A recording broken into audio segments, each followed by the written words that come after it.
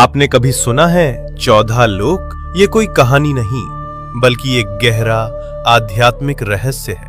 हमारे ब्रह्मांड में कुल 14 लोक माने गए हैं, 7 ऊपर और 7 नीचे।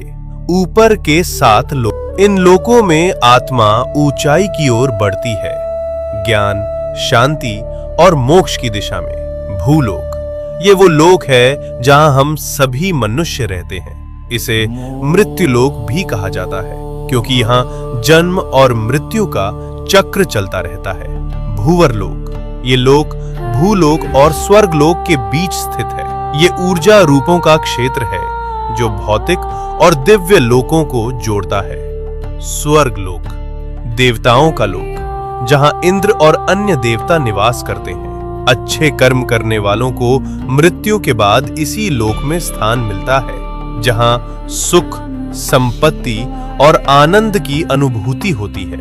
महरलोक, ये दिव्य ऋषियों, तपस्वियों और महान आत्माओं का निवास स्थान है, जहां वशिष्ठ और विश्वामित्र जैसे महान ऋषि तपस्या करते हैं। जनलोक, इस लोक में वे आत्माएं निवास करती हैं जिन्होंने ज्ञान और ध्यान में परम सिद्धि प्राप्त की होती है।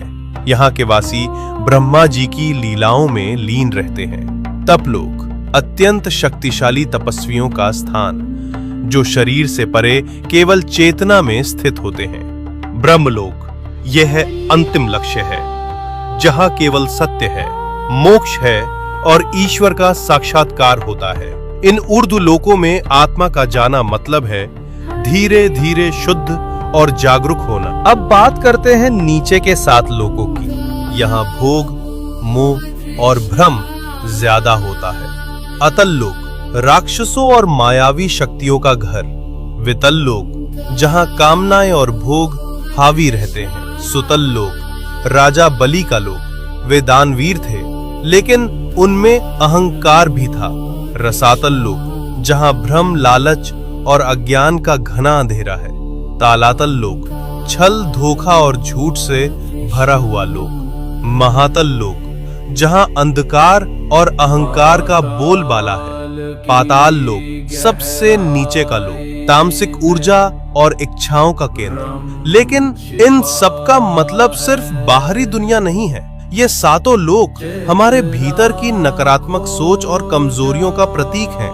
तो जब हम सच्चाई, भक्ति और सेवा में लगते हैं, हम ऊपर के लोकों से जुड़ते हैं, और जब हम लालच, मोह और गुस्से में फंसते हैं, हम नीचे गिरते हैं। सोच बदलो, लोक बदल जाएगा। तू ही मेरी तपस्या, तू ही मेरी साधना है।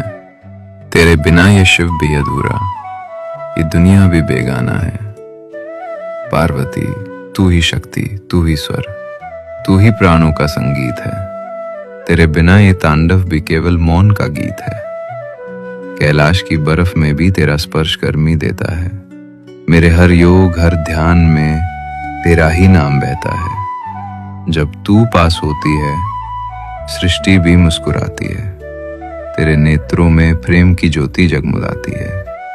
मैं विकराल भी हूं, मैं कराल भी हूं, पर तेरे प्रेम में मैं सबसे सरल भी हूं। मेरा त्रिशूल भी तेरे प्रेम में नतमस्तक होता है।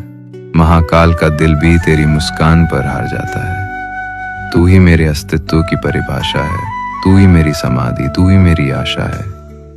पार्वती, इस प्रेम को कोई शब्दों में कैसे बयां करे। महादेव की हर सांस बस तुझसे ही तो शुरुआत करे। हर हर महादेव। जय माता पार्वती।